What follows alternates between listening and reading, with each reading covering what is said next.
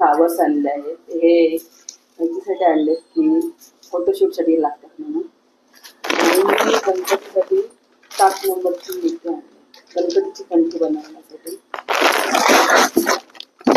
हे पेंडन आणलं, हे डायमंड लावायचे आहे. त्याच्यावर काम करायचं आहे. कच्चं माल आणून मी पेंडल लावून घेते. हे समस्या आहे.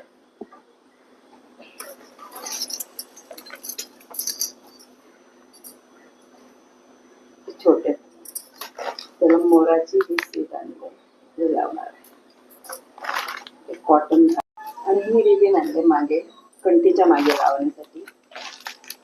आणि हे डायमंड आणले आहे.